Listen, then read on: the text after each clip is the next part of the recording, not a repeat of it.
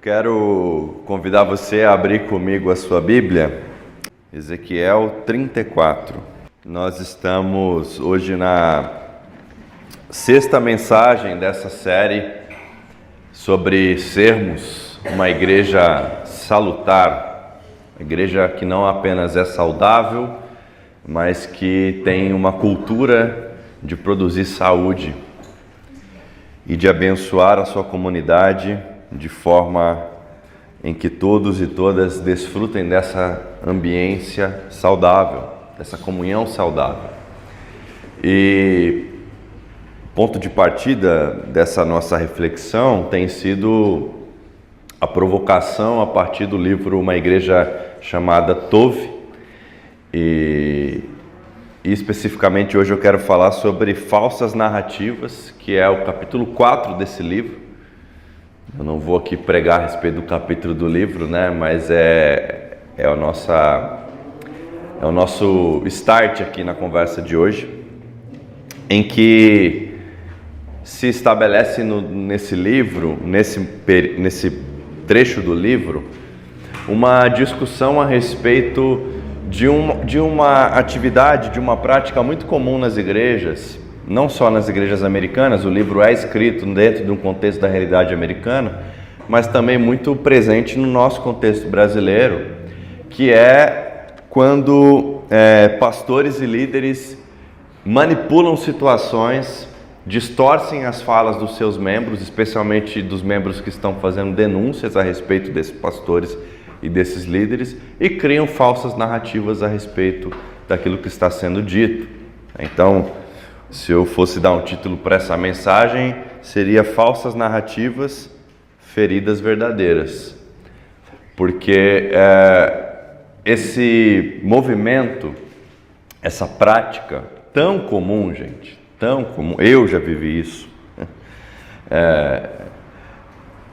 em que aquilo que é dito, aquilo que é denunciado, aquilo que é confrontado é absolutamente distorcido. É uma prática que não apenas esconde a verdade com o objetivo de preservar a reputação do pastor, do líder, da igreja, mas é algo também que, em certa medida, claro, ofende o evangelho, mas também mantém, reproduz, perpetua a violência. O ciclo de violência e de opressão, ele não é encerrado quando você esconde as coisas para debaixo do tapete com o objetivo de que a igreja continue com a reputação que ela tem na cidade, que o pastor continue com a reputação que ele tem na denominação. Essa atitude, o que ela acarreta é mais dor e mais violência para essas vítimas. Por isso que as feridas são verdadeiras, né? Então, e eu fiquei pensando que texto bíblico poderia nos aproximar dessa discussão, trazendo esse panorama e esse fundamento teológico e bíblico. E aí me veio o texto de Ezequiel, porque é algo muito comum nos nossos dias também. Provavelmente você já ouviu isso, não aqui, mas de outras pessoas ou em outras comunidades que você participou, que é sobre aquela alegação de que você não deve confrontar o seu pastor. Já viu isso? Não toque no ungido do Senhor. Sabe disso, né? Você tocar no ungido do Senhor, Deus vai mandar todas as pragas do Egito só na sua casa, né? Porque você não pode tocar no ungido do Senhor, você não pode falar do pastor, você não pode questionar o pastor, você não pode confrontar o erro do pastor. Quem você pensa que é? Então o pastor é essa pessoa quase que tem uma subdivindade, né? Ele é alguém que está completamente distante de todo tipo de crítica. E aí, isso é fomentado, isso é feito, falado por aí com muita frequência, E não se engane, isso não é uma realidade apenas de igrejas neopentecostais, porque, aliás, a gente tem essa mania, né, de colocar tudo na culpa dos neopentecostais, né? Isso é uma realidade presente em igrejas de todos os tipos de denominação. E aí eu fico pensando, será mesmo que a gente não pode confrontar? Será que mesmo que vocês não podem me confrontar o Cacau, confrontar o pastor Milton? Será mesmo? Será que é esse tipo de relação que Deus pensa para a sua igreja, em que as pessoas não se aconselham, não se conversam, não apontam que o outro aquilo que ele está fazendo está agindo de forma equivocada, que aquilo não produz saúde, não produz vida, não abençoa? Será mesmo que a gente não pode tocar no ungido? O profeta Ezequiel, ele nos diz que pode, ou pelo menos ele fez isso. Ezequiel 34. Vamos ler do versículo 1 até o versículo 24. Então recebi, Ezequiel 34, versículo 1. Então recebi esta mensagem do Senhor, filho do homem: profetize contra os pastores, os líderes de Israel. Transmita-lhes esta mensagem do Senhor soberano: que aflição os espera, pastores que alimentam a si mesmos. Acaso os pastores não deveriam alimentar seu rebanho? Vocês bebem o leite, vestem-se com a lã e abatem os melhores animais, mas deixam seu rebanho passar fome. Não cuidaram das ovelhas fracas, não curaram os doentes, nem enfaixaram as que estavam feridas, não foram procurar os que se desgarraram e se perderam. Em vez disso, conduziram-nas com dureza e crueldade.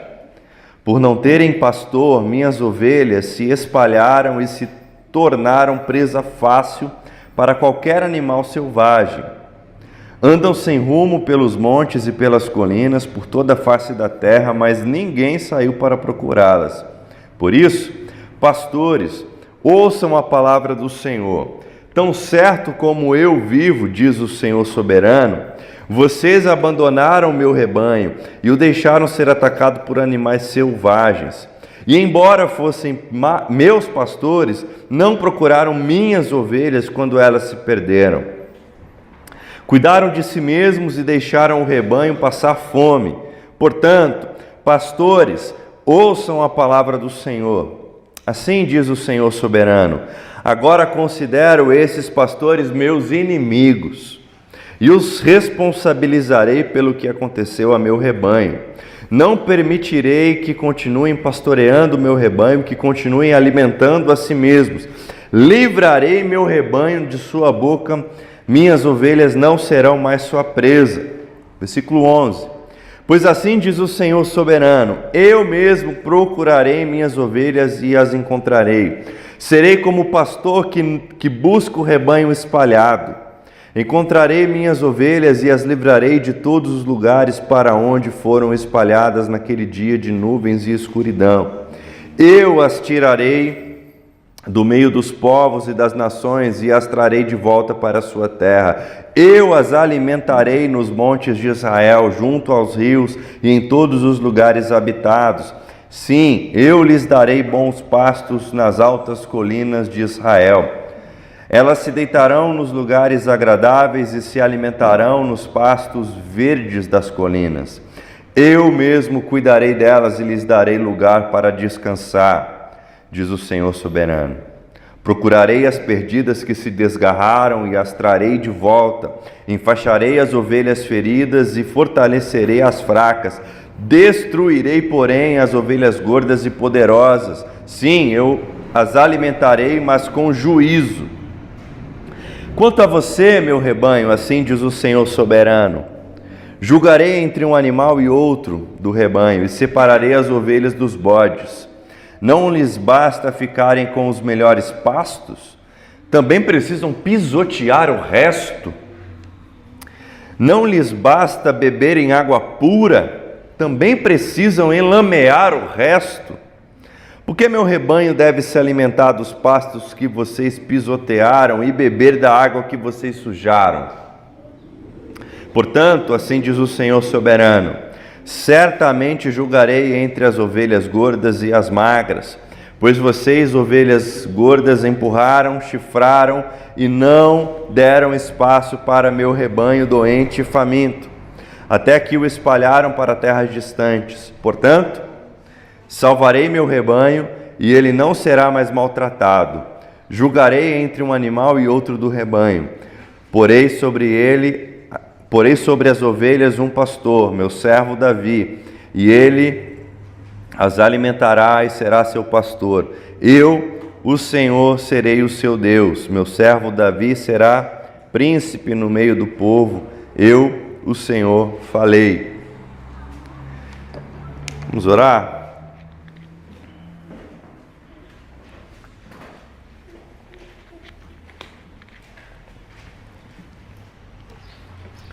Deus nosso Pai, graças te damos pela tua palavra, que o Senhor fale com todos e com cada um de nós, por meio do teu Espírito Santo.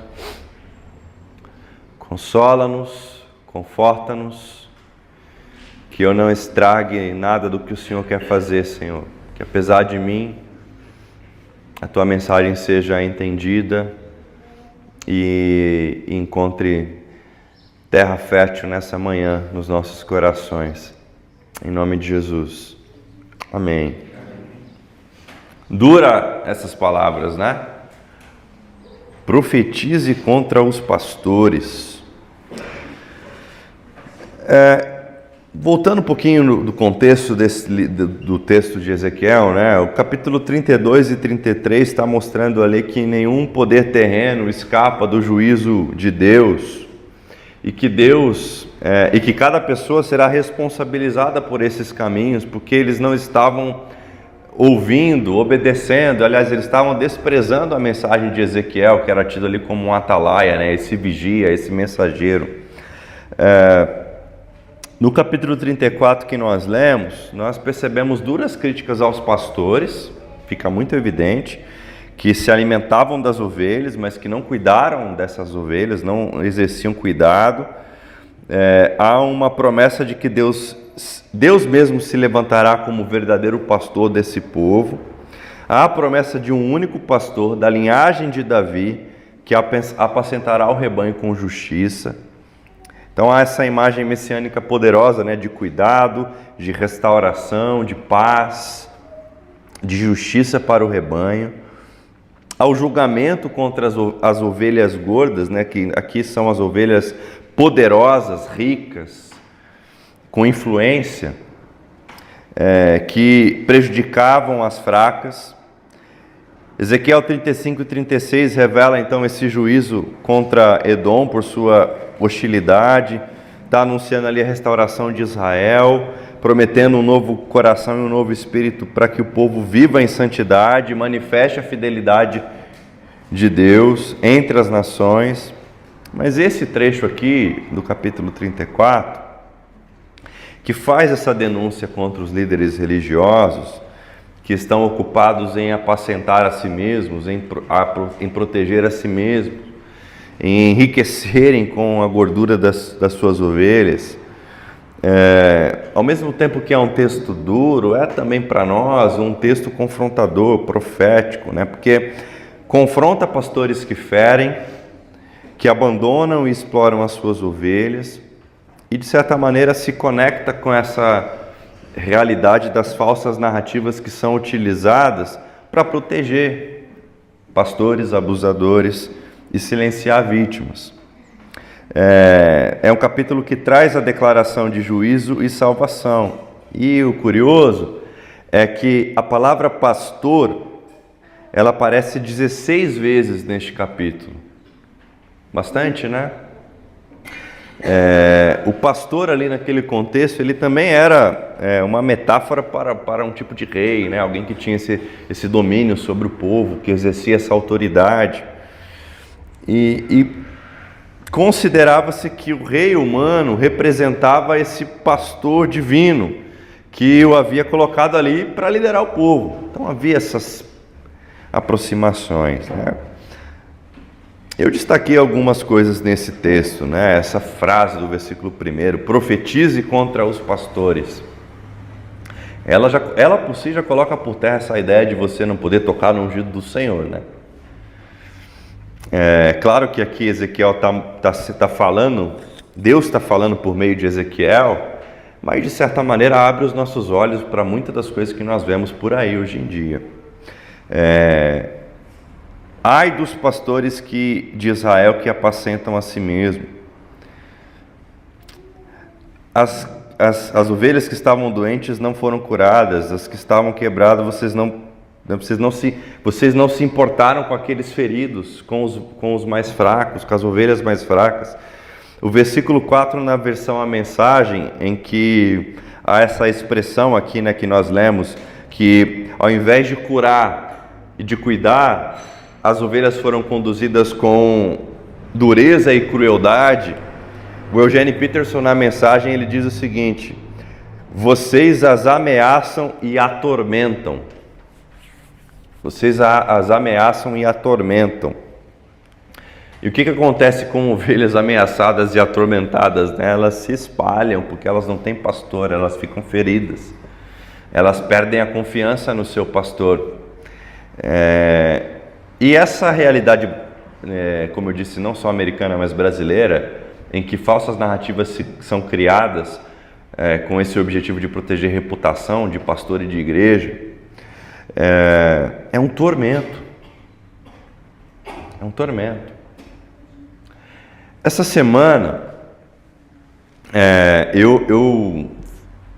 isso acontece com muita frequência, né? E essa semana aconteceu de novo.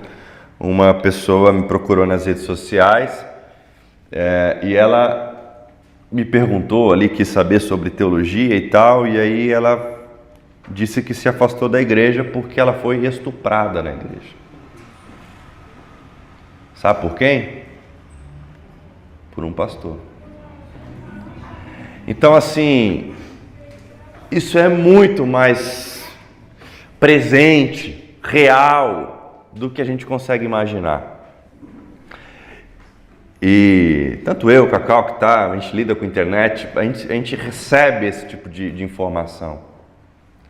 De pessoas que perderam a confiança na igreja, perderam a confiança nos pastores, perderam a confiança em Jesus muitas vezes.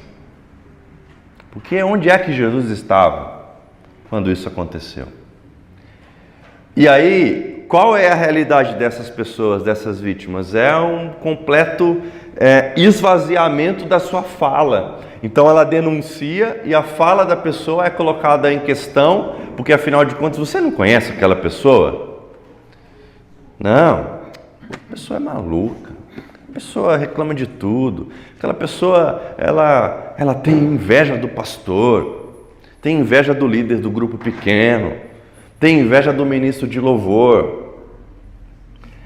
Não dá ouvidos para essa pessoa, não. Ela quer destruir a igreja, quer causar divisão. E a pessoa que é a vítima da história, silenciada fica, novamente violentada para que se preserve a figura, né? Para que se preserve a placa.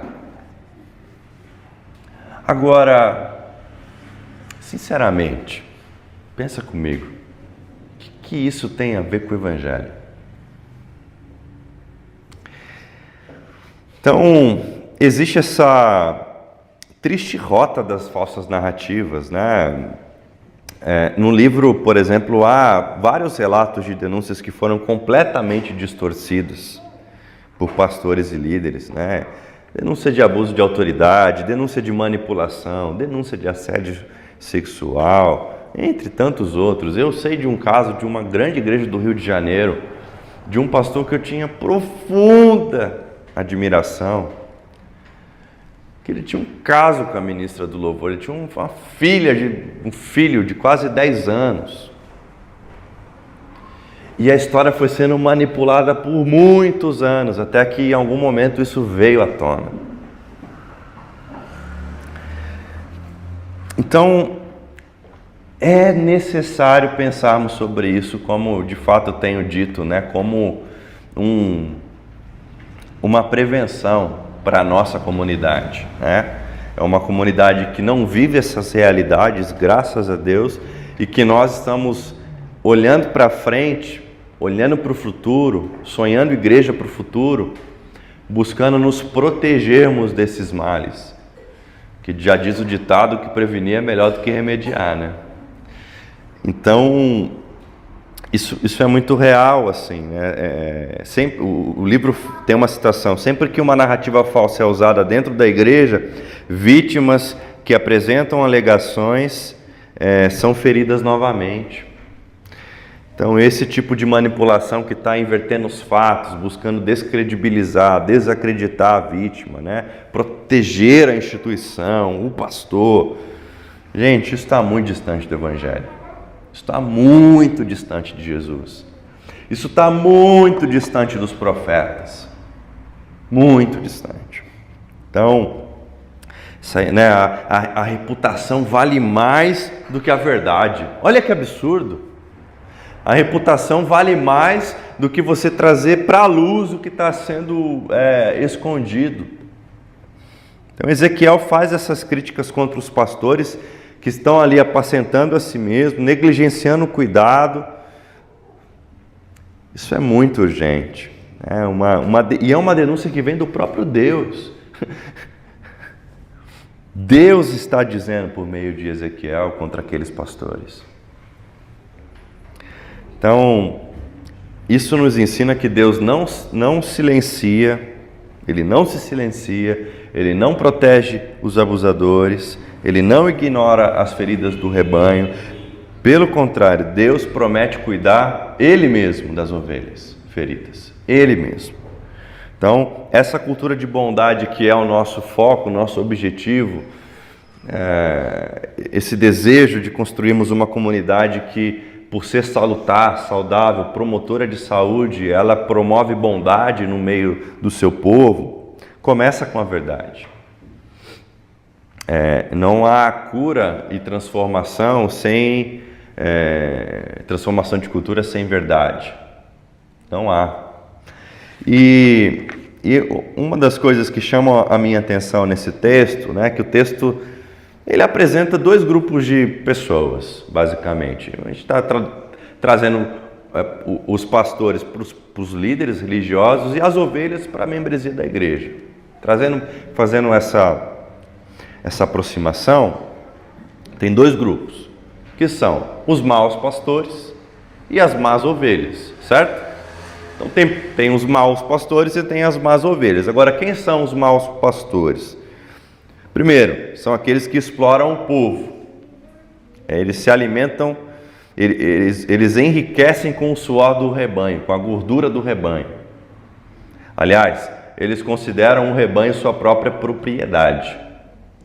Já viu gente que fala assim: não, as minhas ovelhas, né? O rebanho é do Senhor. Nós somos co-pastores de Cristo. Como eu disse na última mensagem que eu preguei, citando o amigo pastor Carlos Bragantino, os pastores são o cão que late, que vai trazendo as ovelhas para o verdadeiro pastor, né? Então, quem explora o povo, mau pastor, que negligencia os fracos e feridos. Então, eles não cuidam dos vulneráveis, eles não olham pelas ovelhas fracas.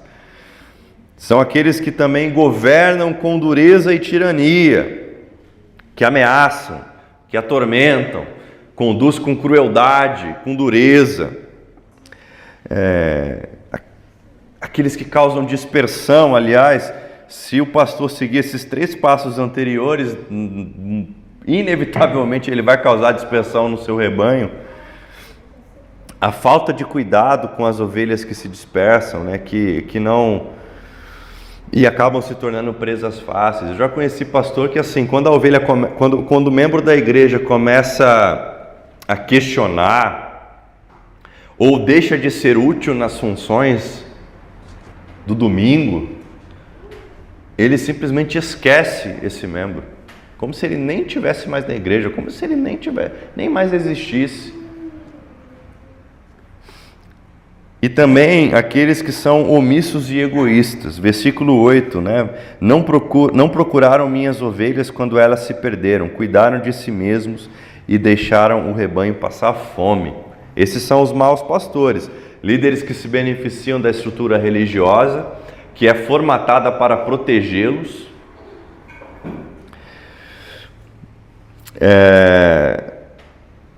que se beneficiam da estrutura comunitária, que não assumem a responsabilidade de cuidar de quem mais precisa.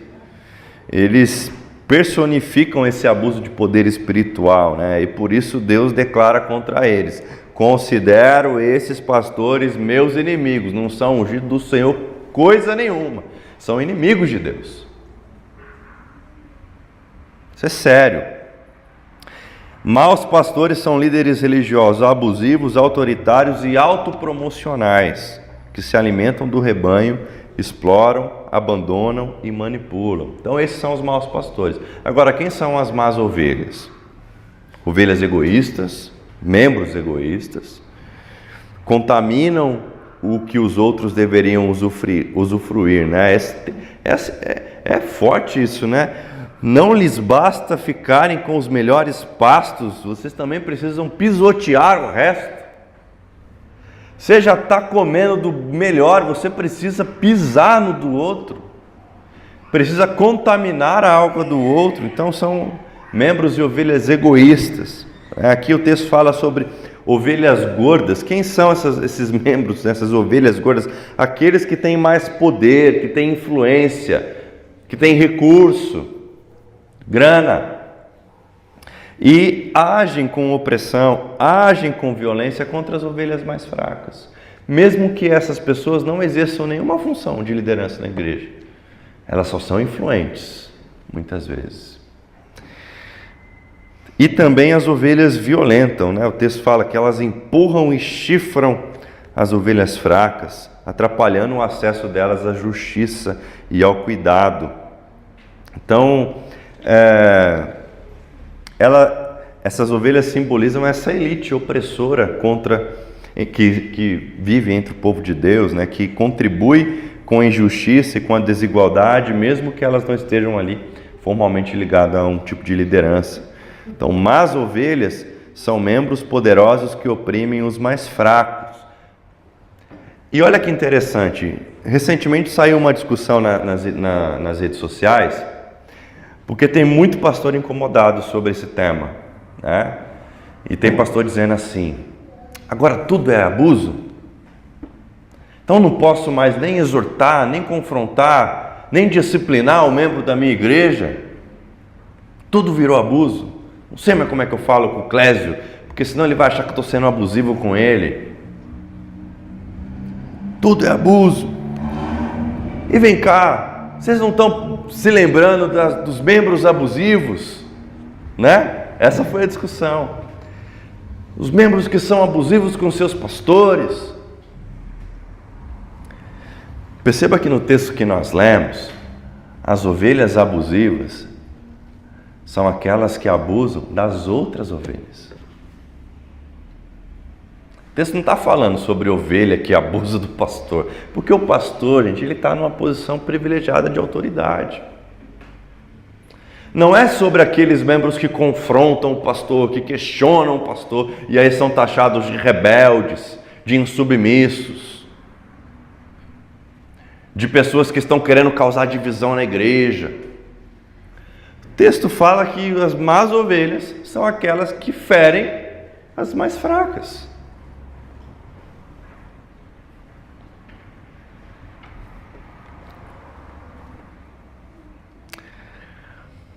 Quando o ambiente se torna tóxico na igreja, nem sempre são só os líderes que ferem. Os membros também se ferem uns aos outros, infelizmente.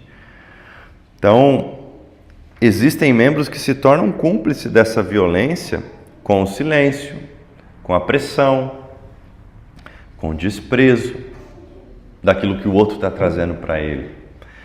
Então, esse texto nos alerta: Deus também julgará as ovelhas. E a cultura do reino não é feita de hierarquia de opressão. Quem oprime mais tem mais autoridade. Quem oprime mais tem mais proximidade de Deus. Não é assim que funciona no reino de Deus. A realidade do reino de Deus é de cuidado mútuo.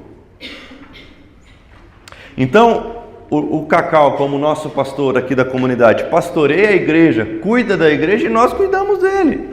Cuidado mútuo. E assim uns com os outros, porque nós devemos zelar um pelo outro.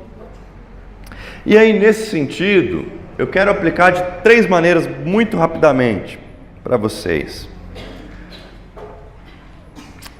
Membros e pastores nós precisamos, primeiro, reconhecermos que narrativas falsas se tornam ferramenta de opressão. Precisamos reconhecer que narrativas falsas se tornam ferramenta de opressão. Toda vez que nós, como igreja, silenciamos uma vítima, estamos oprimindo essa vítima. Toda vez que nós, como líderes ou membros da comunidade, não damos importância, crédito ao que a pessoa está dizendo, perpetua-se a violência. Agimos como pessoas que estão oprimindo e não como pessoas que estão cuidando. Então a gente precisa reconhecer que distorcer a realidade, silenciar o fato, é ferramenta de opressão. A gente não pode continuar vivendo assim como igreja. A gente, eu digo igreja no geral, tá? Nós também precisamos, segunda coisa, cuidarmos dos fracos e feridos. Gente, uma das coisas inegociáveis para o Evangelho é o cuidado com o mais fraco. Inegociável. Mas não tem mais não tem mais se. O texto todo, a Bíblia toda, fala sobre cuidarmos dos mais fracos, dos vulneráveis. E muitas vezes, eles estão no nosso meio.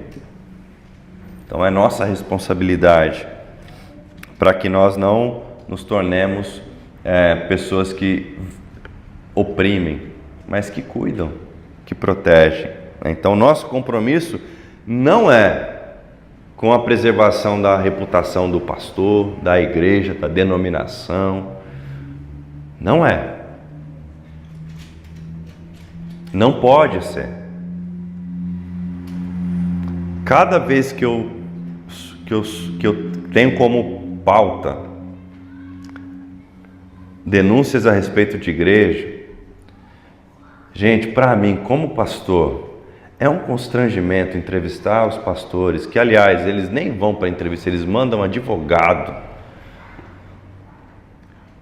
para manipular a verdade.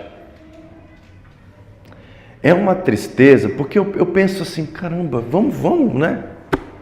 Vamos resolver, vamos trazer luz, vamos ser sinceros, vamos agir com a verdade. Está preocupado com a sua reputação, meu Deus. Que momento foi que a gente se perde de entender que nenhum pastor assume esse compromisso de preservar a própria reputação. Nós lutamos pelo nome de Cristo. E por lutarmos pelo nome de Cristo, e por anunciarmos o nome de Cristo, e por preservarmos o nome de Cristo, se eu pisar na bola, eu tenho que ser confrontado e tenho que trazer isso à luz. Eu não posso achar que o meu nome, preservar o meu nome em detrimento do nome de Cristo, da Igreja Batista Vida Nova, de que quer que seja mais importante do que preservar o nome de Cristo. Não faz o menor sentido.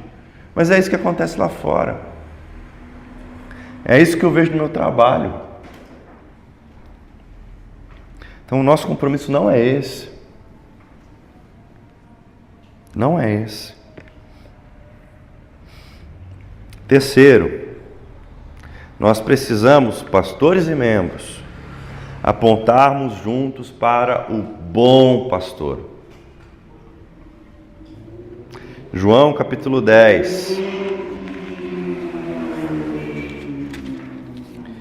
versículo 11. Eu sou o bom pastor, diz Jesus. O bom pastor sacrifica sua vida pelas ovelhas. O empregado foge quando vê um lobo se aproximar, abandona as ovelhas porque elas não lhe pertencem e ele não é o seu pastor. Então o lobo as ataca e dispersa o rebanho. O empregado foge porque trabalha apenas por dinheiro e não se importa de fato com as ovelhas. Eu sou o bom pastor, conheço minhas ovelhas e elas me conhecem. Assim como o meu Pai me conhece e eu o conheço, e eu sacrifico minha vida pelas ovelhas. Tenho outras ovelhas que não estão neste curral, devo trazê-las também. Elas ouvirão minha voz e haverá um só rebanho e um só pastor.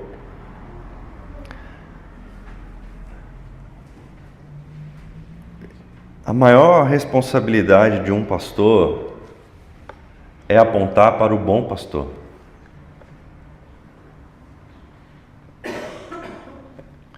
Porque se enquanto eu aconselho alguém, essa pessoa está enxergando, visualizando, entendendo nesse aconselhamento que eu estou apontando para o bom pastor, estou cumprindo com o meu trabalho, estou sendo fiel à minha vocação.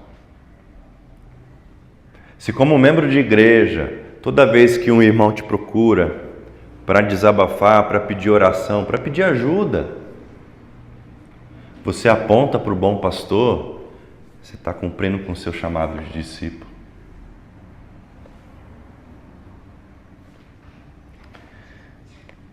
Vocês não precisam apontar para o pastor que sobe aqui, mas para o bom pastor.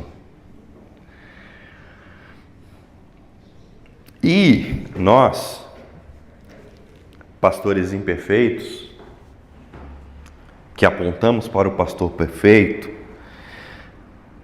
nós não temos a missão de nos sacrificarmos pela igreja, de morrermos pela igreja.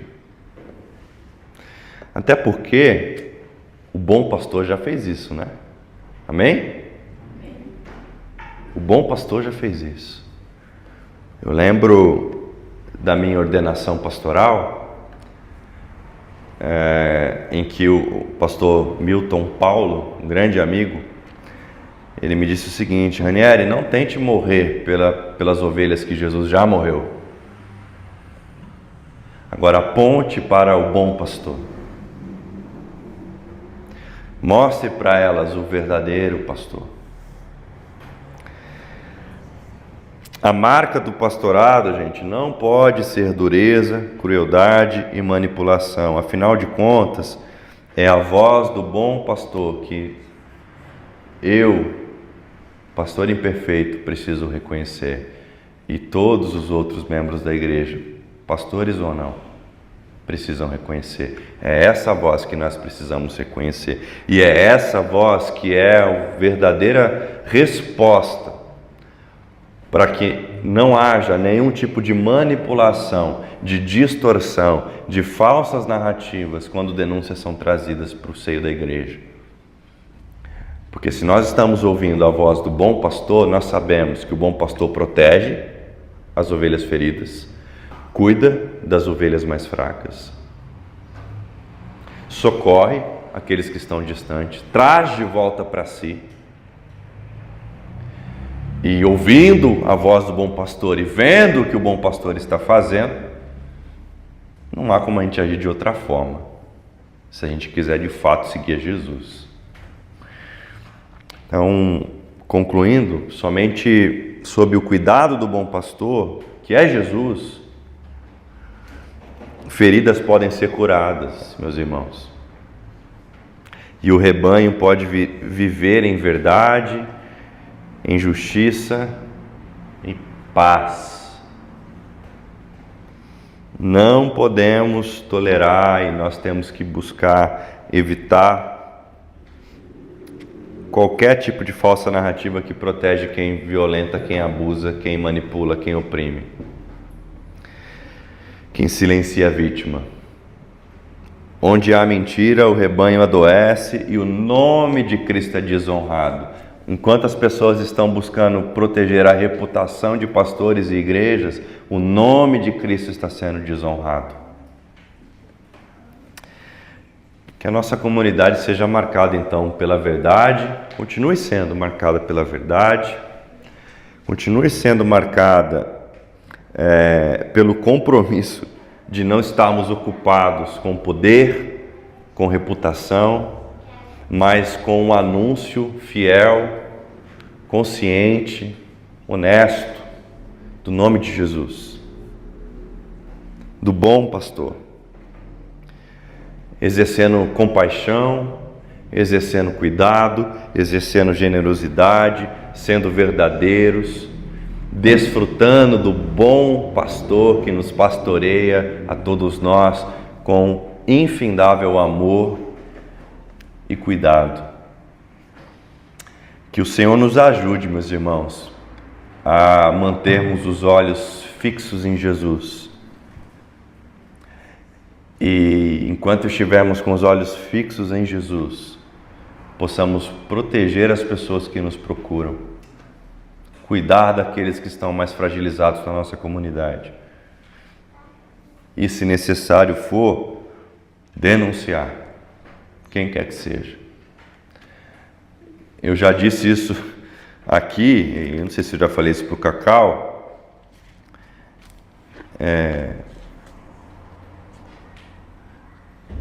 Eu acho o Cacau muito corajoso, porque trazer uma série dessa, com mensagens assim, é se colocar, de certa medida, na mira, né? Porque, e é isso que eu entendo, a nossa responsabilidade.